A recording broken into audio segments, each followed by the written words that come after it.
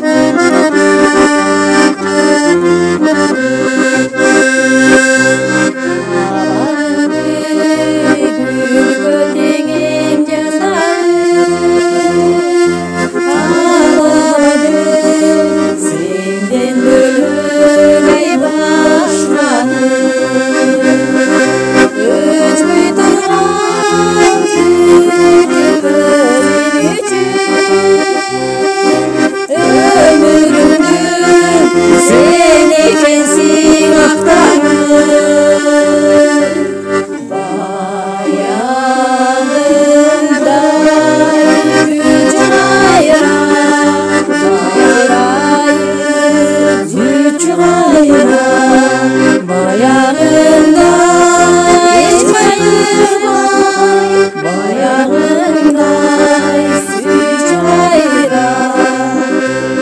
Ay Bali. Sular görünse de gözüme,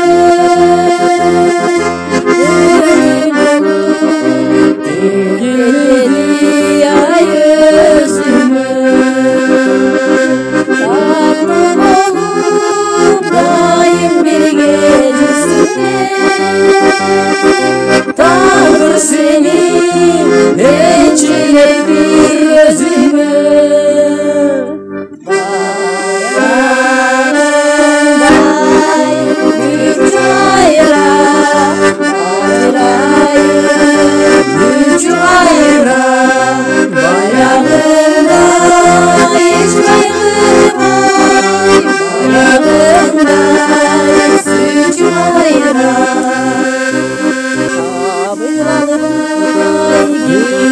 Aytkan sözünü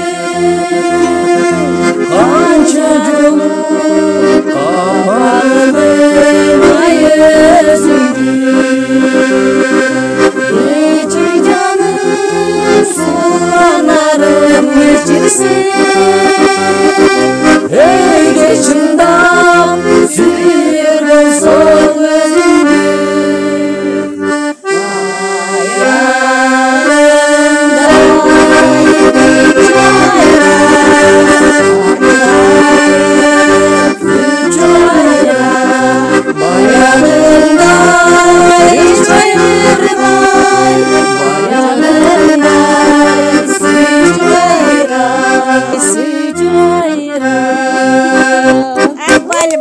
Бали. Азаматсыздар.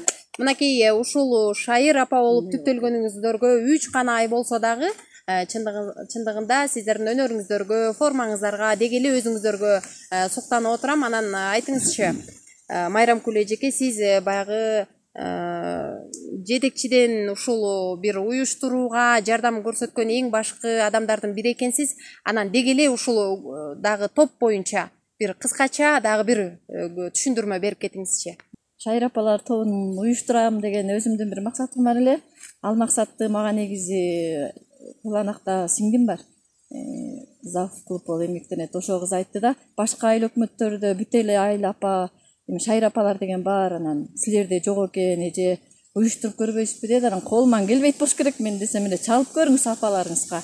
Эми өзүңүзгө жакын, мынтип тилиңизди алган апаларды айтып көрбөйсүзбү деди. Анан айтсам, ушул апалардын баардыгы тең эле каршы болушкан жок.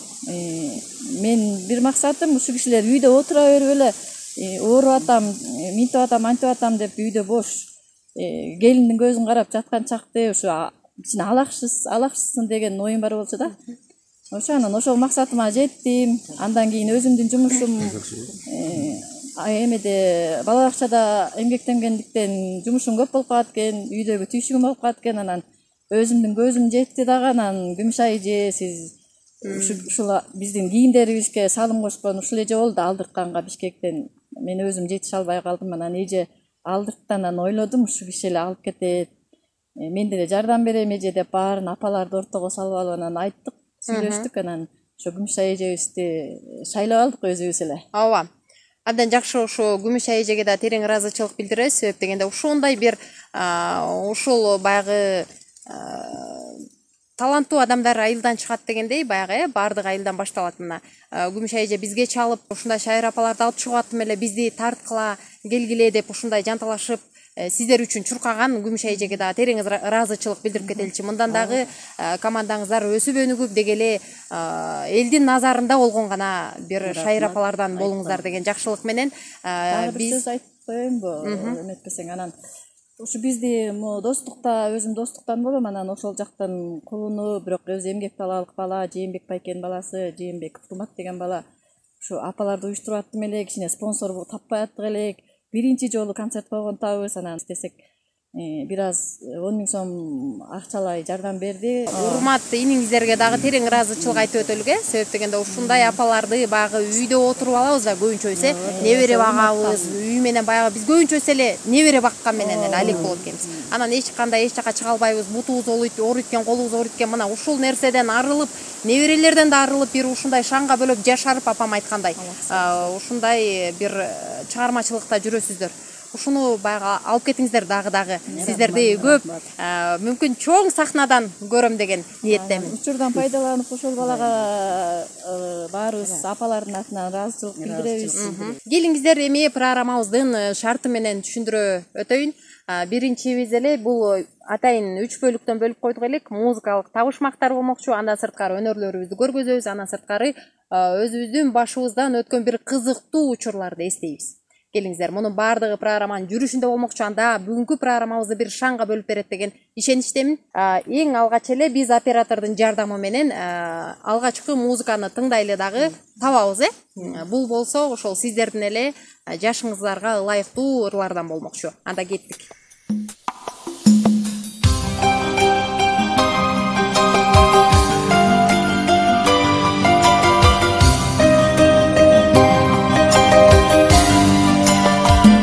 Кайпов. Атам менен неме? Атам менен.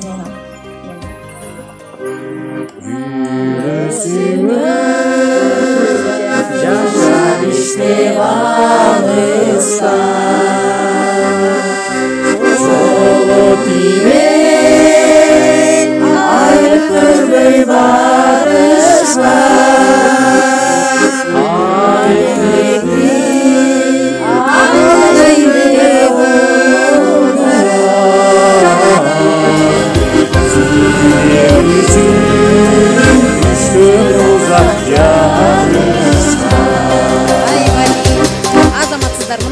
Уран агабыз бир гана чыгармачылыктан колдоо көрсөтпөстөн мына музыкалык табышмактан да жардам берип атат.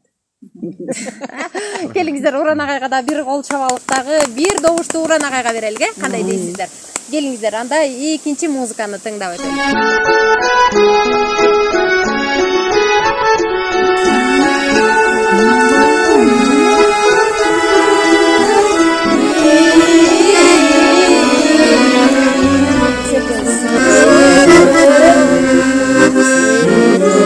Sanday barawa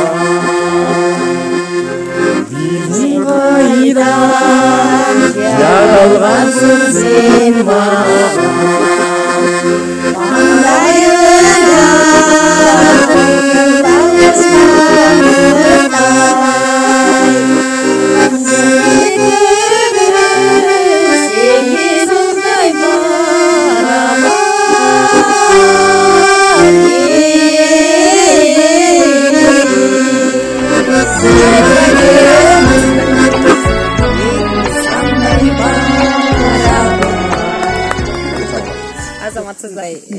Bandayına Мынакей Майрам Күлежекебиз дагы таапты окшойт, Рыспай Исаков сен экөөбүз дейт.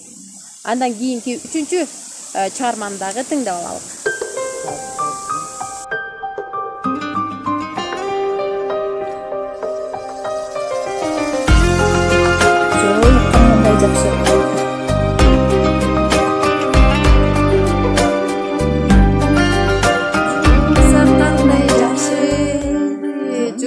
Qanday yaxshi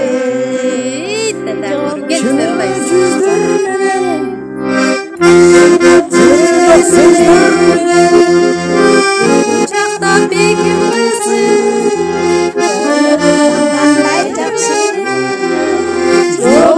qanday yaxshi qanday yaxshi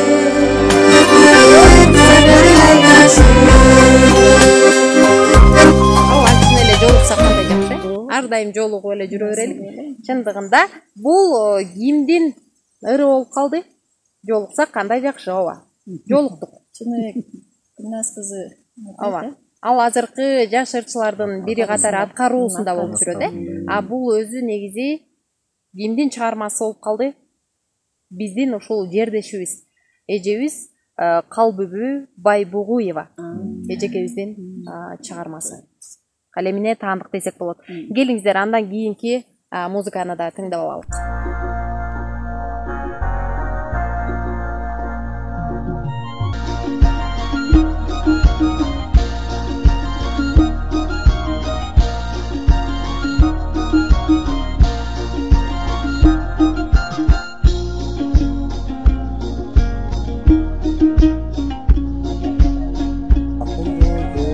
Өрүкзарга.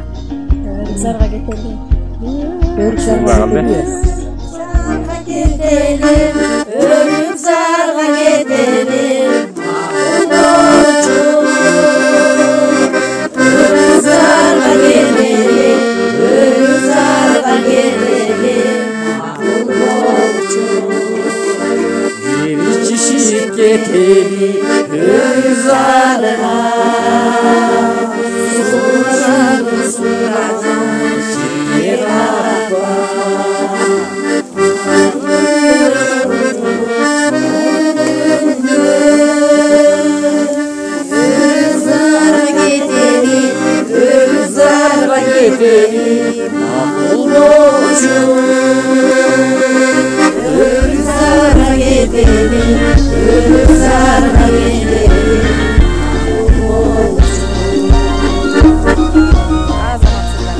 Ошондо бул кимдин ыры болуп калды? Сарга жетери тигет да айтмак. Апас Жайнаковдун ыры. Эми акыркы ырлардан болсун, келиңиздер сиздерден өтүнүч табабыз дагы бир шаңга бөлөп бүгүнкү оюнубузду жыйынтыктайбыз,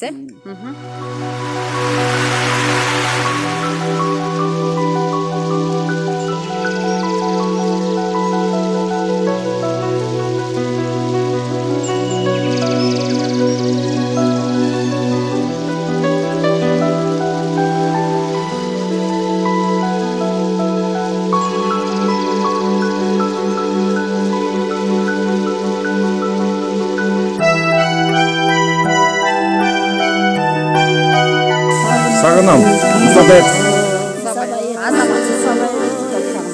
Sağınam bana seni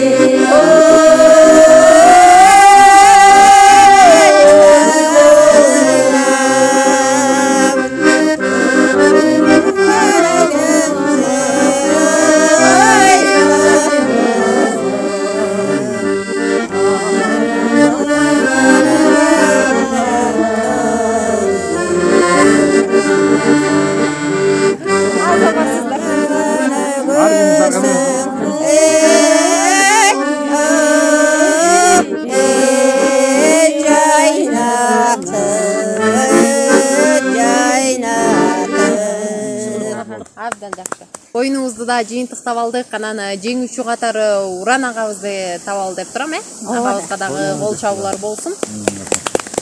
Мынакей азыр Уран агабыз карачы ушул жерден да чыйпылыктап мага айтып атат, жок, ушул жерде Шайыр апалар турса мен кайтып жеңүүчү болом деп. Бирок тапкан тапалак деген жакшы сөз бар, туурабы? Анан сиздерди ушунчалык чыгармачылыгыңыздарга түрткү берип, азыр мен ушул жерден да суроо бергим келип турат.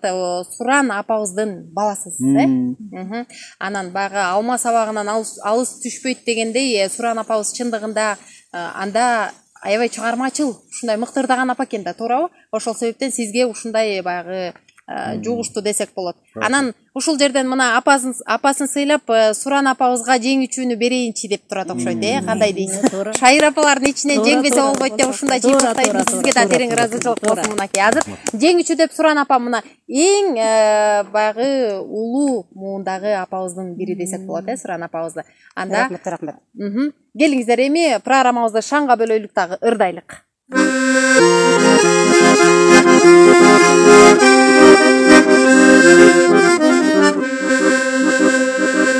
Oğlum gelse canan tildi asaydı Dilcılık gönüllerde tazardı Жақшы сөзі сенден өр bizimler Yaşayırıcı Can gönlü yaşardı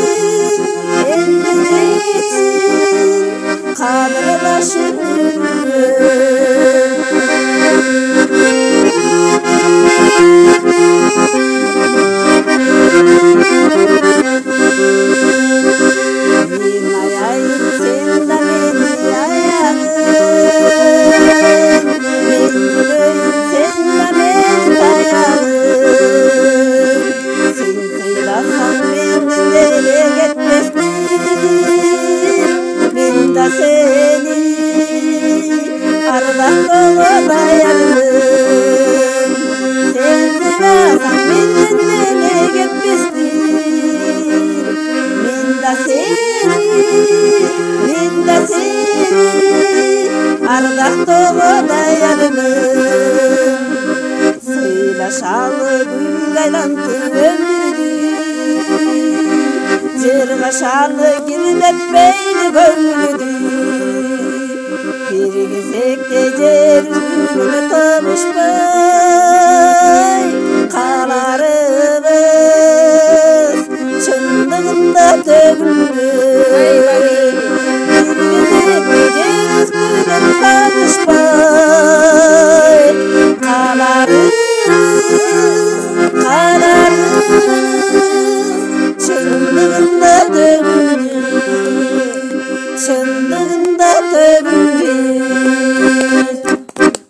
Ырыс апа, бул чыгармачылык сизге кайдан келген талант? Бул чыгармачылыкты телефонду карап отуруп ушу Райымбекованын ырдаган ырын угуп алууну мага жагып калды да. Анан ушу ырдаса как раз ошол маалда шайыр апалар чогулуп эме болуп атканбыз да. Анан ушул ырды ырдап көрөйүнчү деп анан кийин аракет кылып биринчи немесинин ачылышында эле ырдап чыктым да. Анан кийин ошо менен буюрса деп өзүм да музыканы жакшы көрөм да. Кичинекей кезимде школда окуп жүргөн кезде деле ошол немеге катышып жүрчүмүн ырдапчы. Анан ошол боюнча эле ушу талантымды өчүрбөйүн деп анан шаңшыган үнүм өчпөсүн деп анан ырдадым. Азаматсыз абдан жакшы. Келиңиздер анда кайрадан дагы эле ырдайлыкчы.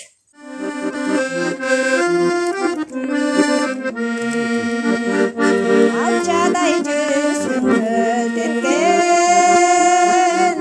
апамдан башайып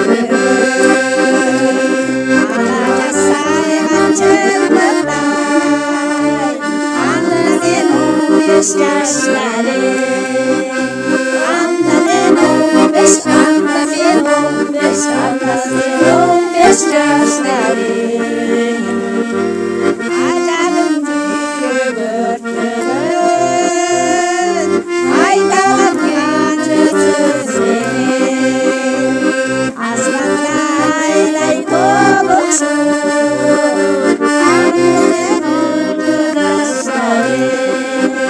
анда сен турма анда сен турма анда сен турма жаштарың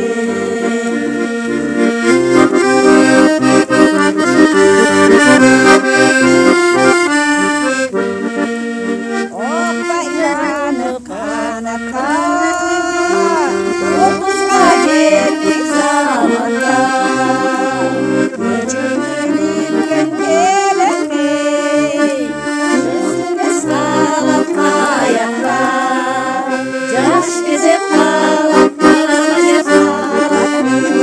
салат каякта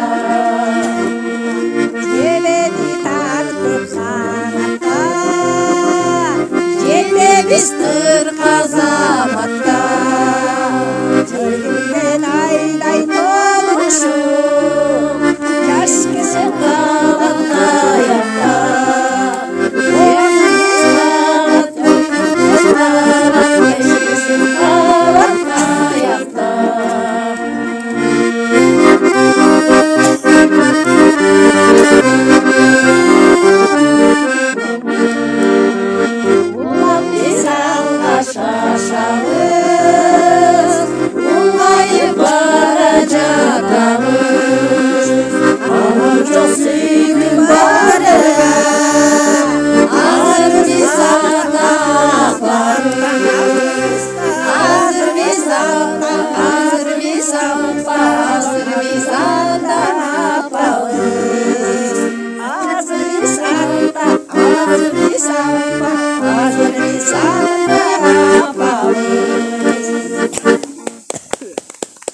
Ушундай жандуу үн менен шуулдачы теректерим шуулдаган теректерим шуулдачы дегендей мына теректерде шуулдап ушундай биздин ырыбызды дагы бир үн коштоп берип отурат. Келиңиздер анда бир экинчи бөлүгүбүзгө өтөлүк. Башыбыздан өткөн кызыктуу учурларды артка кылчайып бир эстеп өтөлүк. Мен ушул жерге келип жашаганыма дагы жолдошум экөөбүз жашаганыбызга 47 жыл болду. Жолдошум дагы мугалим. Мектепте экөөбүз тең 40 жыл иштедик. Экөөбүз тең эл агартуунун отличныйбыз. Баатыр энемин. Биз эң улуусу болгондуктан бөлөк жашар элек, бөлүнүпчү. Анан илгери азыр мектепте фронтальный келсе, текшерүүчү келсе келатат деп, анан баардыгын даярданып алып келет. Биздин тушубузда лып эле басып калчу. Анан фронтальный келип, текшерип бүтүп, баягы балдарым майда жаш, анда деген жана 5 содержание дегенде жок болчу. Төрөдүңбү декреттен 2 айдан кийин эле балабызды бешке бөлөп коюп чыга берчүбүз. Анан балдарды камап коюп, фронтальныйга үйдү бекитип коюп келдик да. Анан фронтальный кеткенден кийин эле директорубуз жаңы болуп, жаңы директор катуу болот эмеспи? Бешке чыкпай баягы чыйпылдап аткан кез, анан эле фронтальныйды узатып келер менен эле бүтүп саатты карасам 15 мүнөт болду. Анан кетти деген ой менен шуулдап сабактан качып бараткам да. Балдарымды карап келе калайын деп. Келатсам эле кычыктан директор чыга калып, ай жерден окуй өлдүм деп эле чалкаман жыгылып калдым, тайгаланып эле. Ушундай күндөр болду. Бул агестеки азыр болсо баары жакшы да. Балаңды бөлөп коесуң. Баласы бирин бири багып чоңойтты биздики. Мынтип эле мустак сууга сүттү кошуп, кысылды кошуп дайындап кетип, анан эле бере берчи. Ал биздин балдарыбыздын ичи деле ооручу эмес. Азырчы мынтип көпөлөп атсаң да ичи ооруп атпайбы? Ушундай кызыктуу учурлар өтөт. Кызыктуу учурлар жашоодо болду да. Дагы кимиңиздерде кандай кызыктуу учурлар? Мен жанагы Бишкекте анда Фруза деп аталчу, кооперативный техникумда окуп атам. Аябай катуу мектептегидей болчу. Кадимкидей журнал. Мынтип кол көтөрүп өсөң, журналда азыр мектепте ошентет го, деги фамилияңды айтып туруп эле анан жанагы счетту үйрөтүп атат. Анан мен ошондон 2 жолу 2 алдым. Анан бизде мынтикче 2 алганды, тигиндейлерди баарын бааларыңды жазып туруп анан кат менен айылга жибербейчи. Экилерди кызыл менен тоголоктоп туруп. Анан апам байкушка тийип калыптыр. Анан мен келип калдым. Эмне кат коюптур? Үйлөрүбүзгө жибербейт. Анан келгенде эле мынтти. Момундай бир кат келди, анан кызыл жүрөт депчи. Бул эмне? Апа, ал деген сыйлык. Деп туруп анан ар жакка кетип анан сомкемден апамдын жарага 5те алтына төрөсө эле бирдеме орден беле медаль беле берип, ошону можурме тагынып, апа ке мынакей деп койсом, жаман сүйүнүп 12 сом берип калып атпайбы. Кызым жакшы окуп медаль алды деп. Мен да бир айтайын да. Кандай жакшы. Бул каатчылык турмуш болбодубу? Анан отун суу жок. Анан светтерди ууру свети кылабыз. Анан нарынга барсам эле бир неме келип эле, бир үйдүкүнчү, кыздарым студент. Анан мынтип учетчигин оңдоп берди да. Баягыны мынтип карап туруп үйгө келип, богу жерин бурасаң эле деп атып, ууру свет кылып койдум да. Анан баягынын деген буроосун алып чыгарып салыптыр, пломбусун алып.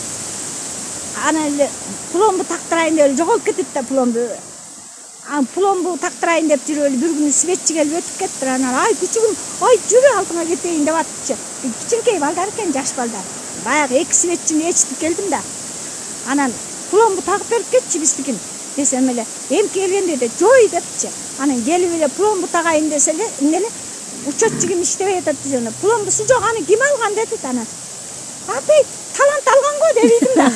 Анан талант ким, жолдошуңуз дейт. Жок дедим. Жолдошуңуздун аты ким дейт. Кимди айтам деп бир эркек кишинин атын таппайм. Жүрөгүм түшүп калды да баягы. Деп эле колдорумду кайнатаңды айтып койсоң болмок. Анан кийин эле талант ким десе, билбейм, бир киши деп коем. Тиги бирөөсү актты жасам дейт анан. Жаспай эле койчу. Ошо деп аябай апкарып калсам, анда бирөөсү айтты, бул эже деген билген жок, бирөөнө алдырып койгон окшойт. Жүрөгү түшүп калды. Өзүнүн атын таппай атат дейт. Күйөөм атын айтып коюп эле ал эмес деп таанып атпаймынбы? Ошондой отунчу, светчи дегенде биздин бир ажалыбыз болчу да. Ушунда отурганыбыз кийин канча жылдан кийин илгери ушинтип тартылдык эле деген эсте калат экен. Бул күндөрдүн баардыгын эстеп туруу дагы жакшы нерсе экен, жүзүбүзгө бир жылмаюу тартылайт экен, аз да болсо. Анда келиңиздер, эми бизге азыр Суран апабыз ырдап берет.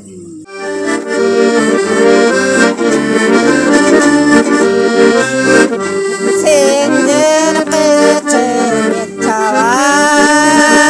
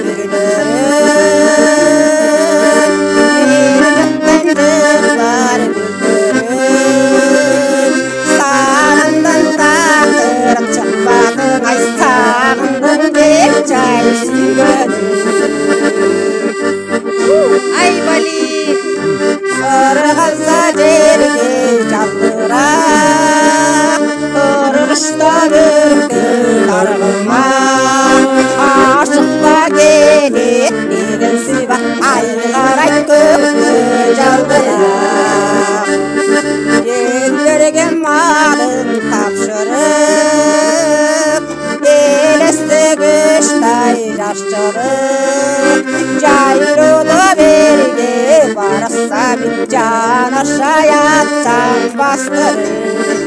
Yaylılar erge barasa bir can aşağıya can bastırır. Ай бали. Суран апамды кантип 80 жашта деп айтам, ушинтип ордоп атса. Абдан жакшы апа, үнүңүзгө береке. Анан айтыңызчы, бул топко кандайча кошулуп калдыңыз? Же ушул Уран байкебиздин аркасы менен келдиңизби, же өзүңүз ырдайм эле ырдайм деп келдиңизби? Жок, мен топко мурунда катышкан. Анан кийин эле кийинкиден жакшы карып калды. Мен балдар ырдап атканда мен ырдабай эле коейтчу деп ойлодум да. Анан бала көтөрмөйт экен да. Эне бала көтөрмөйт экен. Балам айтыптыр буларга. Мен апам үйдө бала багып үйдөн чыкпай отурат. Ошол апамды кошуп алгырачы деп айттым. Апа оорубай калдыңызбы? Анан оорубай, башым ооруп, бутум ооруп алатчы, оорубай жашарып калбадым буга. Канча жашта жашардыңыз айтыңызчы? Азыр мен 80 эмес, 82демин туптура. 2 жашты кемит деп айтып атасыңар да. Мына ошо. 2 жаш болсо да жашарып турбуз. Аркы жылы буюрса 2 жаштан 2 жаш болсо 78 жаш болот экенсиз. Ара балдарды болсо буларды мындай кезинде бактым. Жанагы деп түн ичинде кетип калып да жүрдүм, күндүз кетип калып да жүрдүм. Алган айлыгым араңда 35 сом болчу анда.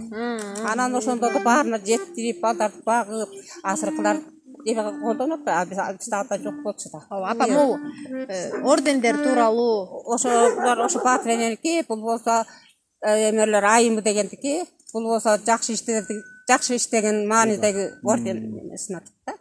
Аман болуңуз апа. Абдан жакшы. Анан грамота менен да сыйландым дегендей баары болду менде. Бирок ушунчалык аябай балдарым баары мени сыйлап, баары ыймандуулмундай балдарым бар, мактабайын, баары жакшы. Аман болуңуз апам, аман болуңуз. Ушундай балдарыңыз каршыңызда бар болсун. Баары жакшы. Абдан жакшы экен. Келиңиздер мында анда ушундай бир жагымдуу ыр менен кайра дагы ырдабасак болбойт. Азыр Бейшакан апама ырды бергим келип атат. Бейшакан апам тетик алыстан мени карап алып, качан мага ыр берет дегенсиз мени ушундай тиктеп карап турат. Келиңиз апа, сизге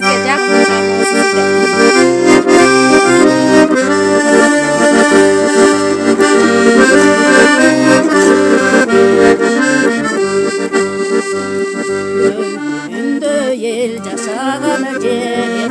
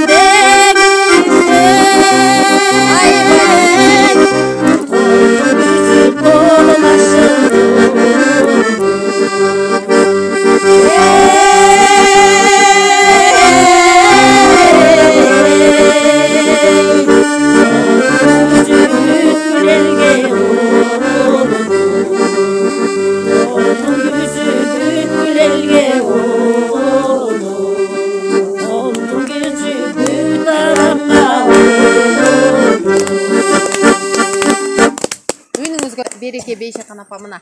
Апамдан сүйлөп аткан ушундай бир абдан жакшы сүйлөп атты эле, апам кандай ырдайт экен деп ойлоп аттым эле, ушу сүйлөгөнүнө жараша болобу деп. Чындын абдан жакшы ырдайт турбайбы көрсө. Апа айтыңызчы, келиңиз, мен ушул суроону бергенди абдан жакшы көрөм. Көпчүлүк шайыр апаларга берсем айтып калышат. сизге үйдөгүлөрүңүз каршы болгон жокпу дегенде апаларыбыз айтып калат. Ой, менин абышкама акырын көрүнбөй качып чыктым деп. Үйгө азыр кантип киреримди билбей атам дейт. Кээ бирөө болсо мына менин абышкам алып келип азыр күтүп отурат. Мен качан даярдыгым бүтүп, концертим бүтмөйүн, мени күтүп отуруп анан алып кетет деген учурлар да көп да. Анан сизге үйдөгүлөр кандай көз карашта болушту? Үйдөгүлөр ушул суроону аябай жакшы бердиң, сүйүнүп калдым.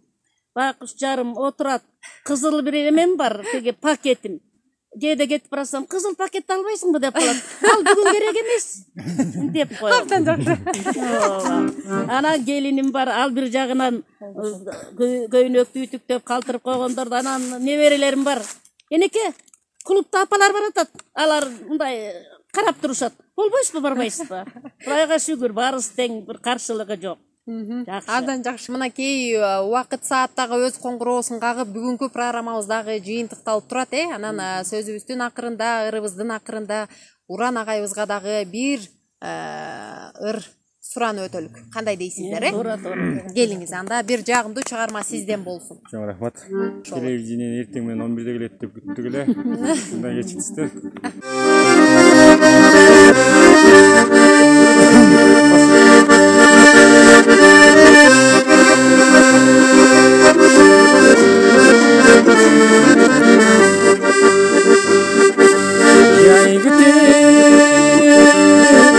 Jay gelmesen güzgü kanım,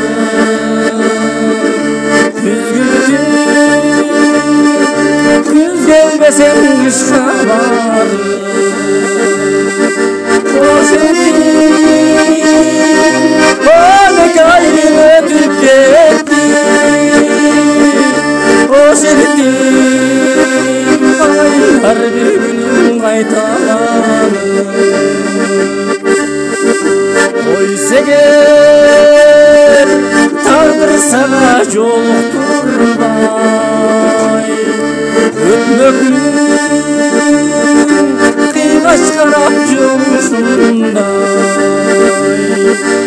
Temin gelmesin da ömür boyu maydanda jarın gütkün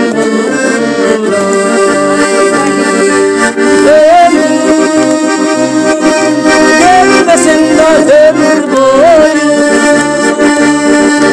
maydandan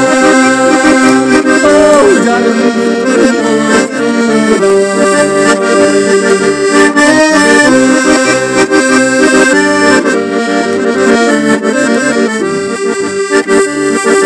men seni yaşlar baskan yoldan gütüm, men seni yaşlar жүрген toydan gütüm. Gütelim en akırkı ümit menen, gütelim o mangay jargan sүйүнүштү.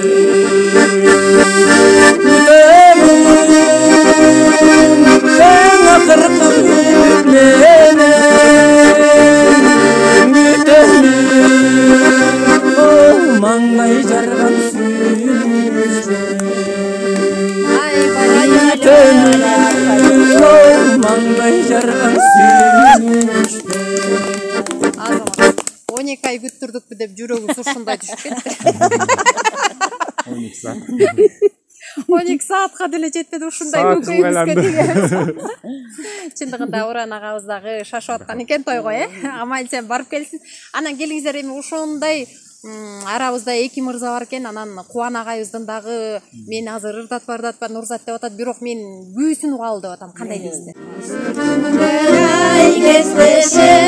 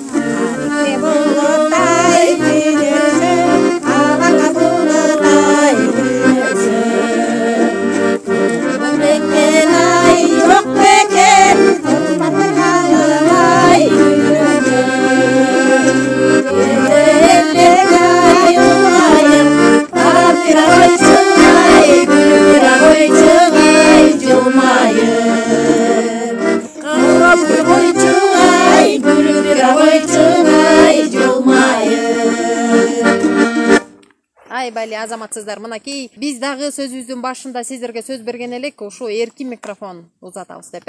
Азыр келиңиздер, эми улуусу дагы, сулуусу дагы, андан сырткары көбүрөөк упай алган Суран апабызга бүгүнкү сөздү берели. Келиңиз. Кыргыз элиме дегеле Шайыр апаларга бир каалоо тилекти, о 60-ликеңизди чанчыратып өтүңүзчү. Көңүлүбүз тунук болсун, жүрөгүбүздө эч бир кандай кир болбосун, баарыбызга өмүр берсин. Шайыр апалар шаңдуу шайыр жүрүп, өмүрлөрү узун болуп, дагы эле ушундай шайыр апаларга катышып, тияк бияка барып, дагы эле ушундай тилөө дүнүйгө тартылып жүрө бериңиздер.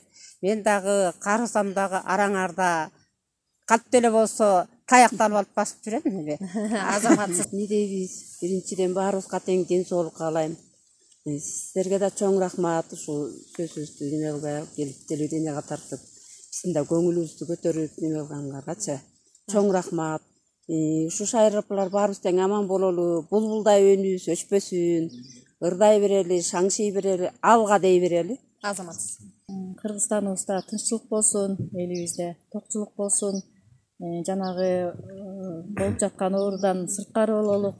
Ал оору биздин Кыргызстаныбыздан деги эле дүйнө жүзүнөн кетип калсын. Биз ал ооруга каршы ушинтип эле туруп коебуз. Апаларыбыз менен ал ооруну жеңебиз ушинтип.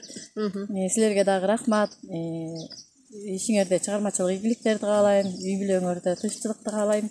Дүйнөгө тынччылык келсин, өлкөдө тынччылык орносун, бакубат турмушчулук болсун. Шайыр апаларга ден соолук, балдарынын рахатын көрсүн, силерге да ден соолук. Эми бардыгыбызда биринчиден ден соолук болсо, анан ыр болот экен, башка болот экен. Кимибизге болсо Кудайым ден соолук берсин, жакшылык болсун, биздин арышыбыз дагы узак болсун. Шайыр апаларга Кудай ден соолук берсин, жакшылык көпүрөөк болсун.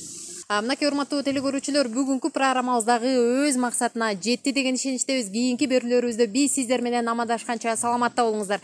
Кадырлуу кечиңиздер менен.